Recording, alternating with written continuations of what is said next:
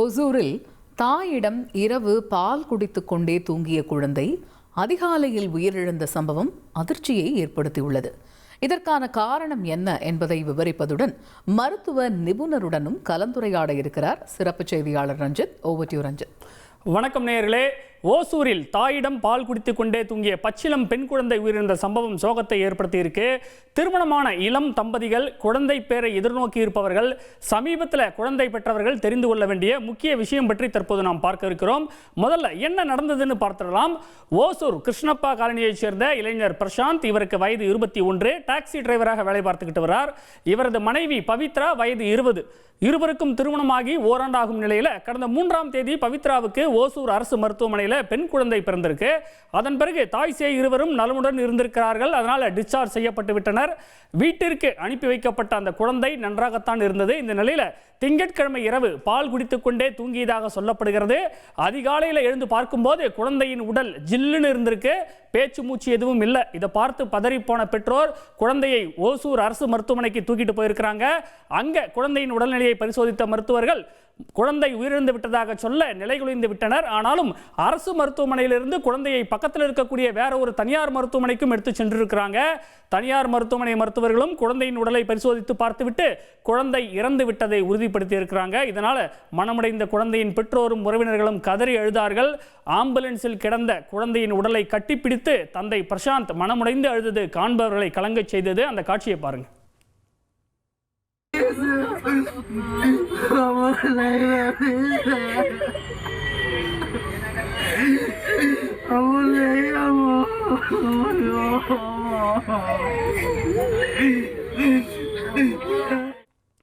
இந்த சம்பவம் ஒரு உதாரணம் தான். இரவில் தாயிடம் பால் குடித்துக் கொண்டே தூங்கும் குழந்தைகள் விடிந்து பார்த்தால் திடீரென உயிரிழந்து கிடக்கும் சம்பவங்கள் அண்மை காலங்களில் தொடர்கதையாகி வருகின்றது.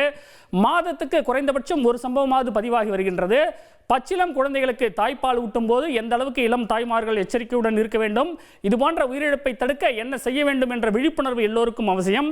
பச்சிளம் குழந்தைகளுக்கு தாய்ப்பால் கொடுக்கும் போது எதையெல்லாம் கவனத்தில் வைத்துக் கொள்ள வேண்டும் என்பது பற்றி விரிவாக விளக்கணைகிறார் குழந்தைகள் நல மருத்துவர் ஸ்வேதா. மேடம் வணக்கம், இணைப்பில் இருந்தமைக்கு நன்றி.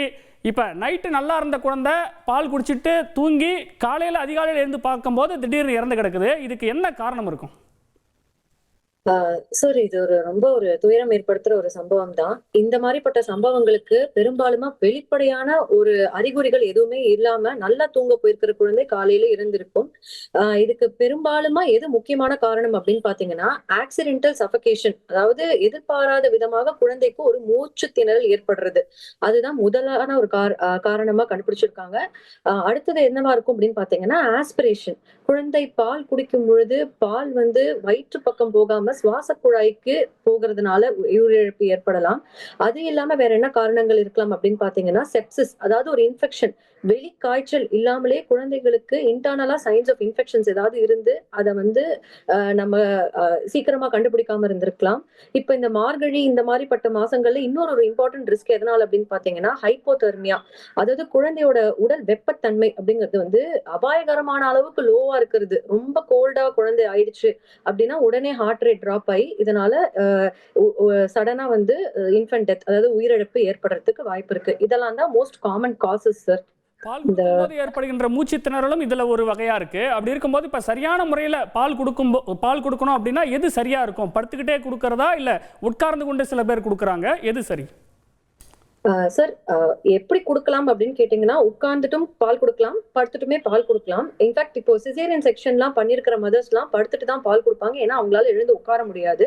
பட் மருத்துவ ரீதியா எது பாதுகாப்பானது அப்படின்னு பாத்தீங்கன்னா குழந்தை தாய் உட்கார்ந்துகிட்டு குழந்தைய கையில வச்சுக்கிட்டு குழந்தையோடைய தலை பகுதியும் உடம்பு பகுதியும் சப்போர்ட் பண்ணிக்கிட்டு பால் கொடுக்கறது தான் மருத்துவ ரீதியா பாதுகாப்பானது. எதனால அப்படின்னு பாத்தீங்கன்னா ஒரு குழந்தை பிறந்த உடனே அம்மாக்கும் நிறைய எக்ஸாஷன் இருக்கும், ஒரு டயர்ட்னஸ் இருக்கும். குழந்தைய படுக்க வச்சுக்கிட்டு பக்கத்துலயே அம்மாவும் படுத்து தூங்கிக்கிட்டே பால் கொடுக்கும் பொழுது என்ன ஆகலாம் அப்படின்னு பாத்தீங்கன்னா அம்மாவோட மார்பக பகுதி எதிர்பாராத விதமா குழந்தையோடைய மூக்க அடைச்சு குழந்தைக்கு சுவாச கரெக்டா சீரா போகாத மாதிரி ஏற்படுத்துறதுக்கு வாய்ப்பு இருக்கு. மூச்சு அடைப்பு ஏற்படுத்துறதுக்கு வாய்ப்பு இருக்கு. அம்மாவும் அசந்த நிலைமையில தூங்கிக்கிட்டே பால் கொடுக்கும் பொழுது இது ஒரு பெரிய ரிஸ்க் ஃபார் ஆக்சிடென்டல் சஃபகேஷன். இந்த ரிஸ்க் தாய் உட்கார்ந்து பால் கொடுக்கும் பொழுது ரொம்ப கம்மியா இருக்கு. அதனால மருத்துவ ரீதியா எது சேஃப் அப்படின்னு பாத்தீங்கன்னா, உட்கார்ந்த மேனிக்கு அம்மா பால் கொடுக்கறது தான் sir better than lying down and feeding. இப்போ நிறைய இளம் தாய்மார்கள் வந்து பால் குடித்தவாறே அந்த குழந்தையை தூங்க வைக்கிறாங்க. இப்போ இரவு முழுதும் குழந்தை அழக்கூடாதுன்னு சொல்லிட்டு அவங்க வந்து குழந்தை எந்த நேரமும் பால் குடிச்சுக்கிட்டே இருக்கு. அப்படி இரவு முழுக்க செய்யலாமா? அது சரியா? இது கண்டிப்பா சரியான பிராக்டிஸ் கிடையாது சார். புதுசா இருக்கிற மதர்ஸ்லாம் என்ன நினைச்சுக்கிறாங்க அப்படின்னா, குழந்தை அழுதாலே அது பாலுக்காக தான் அழுது அப்படின்னு நினைச்சுக்கிறாங்க. அது அப்படி கிடையாது. பச்சிளம் குழந்தை இப்பதான் பிறந்திருக்கு அப்படின்னாலுமே இரவுல 2 மணி நேரம் இல்லது 3 மணி நேரத்துக்கு ஒரு தடவை 20 to 30 மினிட்ஸ் ஃபீட் பண்ணாலே போதும் சார். அதுவே அடிக்வட்டா இருக்கும். அதை தாண்டி குழந்தை அழுது அப்படின்னா அதுக்கு திருப்பியும் பசிதான் காரணம் அப்படின்னு கிடையாது. முதல் 1 மாசம் குழந்தை பிறந்த உடனேவே இரவெல்லாம் நிறைய அழுகும். எதனாலன்னா அது வந்து இந்த எக்ஸ்ட்ரா யூட்ரைன் அடாப்டேஷன் அப்படின்னு சொல்லுவாங்க. வெளி உலகத்துக்கு குழந்தை வந்துட்டு அடாப்ட் ஆகிட்டு இருக்கும் போது அதுக்கு ஒரு கம்ஃபர்ட், ஒரு சூதிங் தேவைப்படும். ஒரு அரவணைப்பு, ஒரு பராமரிப்புக்காக கூட அழலாம். அதனால வந்து குழந்தை அழுதுகிட்டே இருக்கு, நான் நைட் ஃபுல்லா பால் கொடுத்த வாரே நான் வந்து குழந்தை தூங்க வைக்க போறேன் அப்படிங்கிறது சரியான பிராக்டிஸ் கிடையாது. 2 to 3 hours ஒன்ஸ் ஒரு தடவை ஃபீட் பண்ணாலே போதும். அதுதான் கரெக்டானது. மேலும் இப்படி படுத்து ஃபீட் பண்ணிக்கிட்டே இருக்கும்போது தான் ரிஸ்க் ஆஃப் இந்த இன்ஃபன்ட் டெத் ஜாஸ்தியா இருக்கு சார். மூச்சு திணறல் ஏற்படாம பால் கொடுக்கணும் அப்படின்னா பொதுவாக என்னென்ன விஷயங்களை மனதில் வச்சுக்கணும்? யார் உஷாரா இருக்கணும்? ஓகே. சோ மூச்சு திணறல் ஏற்படாம பால் கொடுக்கணும் அப்படின்னா, குழந்தைக்கு முக்கியமான ஒரு விஷயம், நான் முன்னாடியே சொன்ன மாதிரி இரவு நேரங்கள்ல குழந்தை அம்மா உட்கார்ந்த மேனிக்கு குழந்தைய கையில வச்சுக்கிட்டு தலை மற்றும் உடம்பு பகுதி 2த்தையுமே இப்படி சப்போர்ட் பண்ண மாதிரி பால் கொடுக்கணும் சார். அது ஒரு முக்கியமான விஷயம்.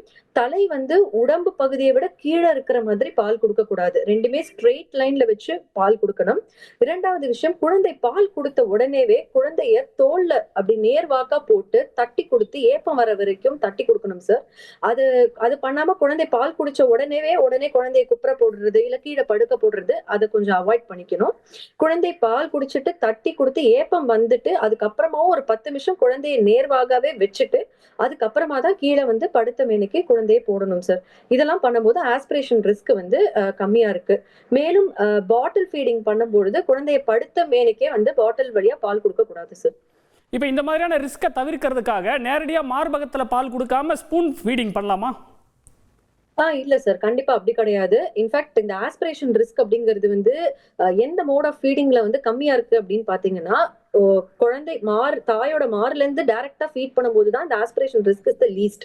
ஸ்பூன் ஃபீடிங் போதோ பாட்டில் ஃபீடிங்லாம் பண்ணும்போது என்ன ஆகும்னா, ஆஸ்பிரேஷன் ரிஸ்கோட சேர்ந்து இன்ஃபெக்ஷன் ரிஸ்க்குமே ஜாஸ்தி தான் ஆகுது. ஆஸ்பிரேஷன் ஆகக்கூடாது, இந்த பால் வந்து சுவாச குழாய்க்கு போகக்கூடாது அப்படிங்கிறதுக்காக டைரக்டா ஒரு மார்ல இருந்து பால் கொடுக்க கூடாது அப்படிங்கிறது எந்த ஒரு நீடுமே கிடையாது. நான் முன்னாடியே சொன்ன மாதிரி அம்மா வந்து இரவு நேரங்கள்ல உட்கார்ந்து குழந்தையோட சுவாச குழாய் எஸ்பெஷலி மூக்கு வந்து அடையாம பாத்துக்கணும் சார். அவங்க மார்பகத்தினால மூக்கு அடையாம பாத்துக்கிட்டு உட்கார்ந்த மேனிக்கே தாய்ப்பால் வந்து டைரக்டா மார்புல இருந்து கொடுக்கறது தான் பெட்டர்.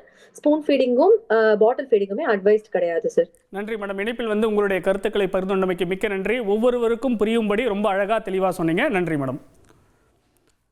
நேர்களே, இப்போ டாக்டர் சொன்னதெல்லாம் நீங்கள் கேட்டிருப்பீங்க. புதிதாக திருமணமான இளம் தம்பதிகள் குழந்தை பேரை எதிர்நோக்கி இருப்பவர்கள் எல்லாம் இந்த விஷயத்தை மனதில் கொண்டு செயல்படுவது மிக நல்லது.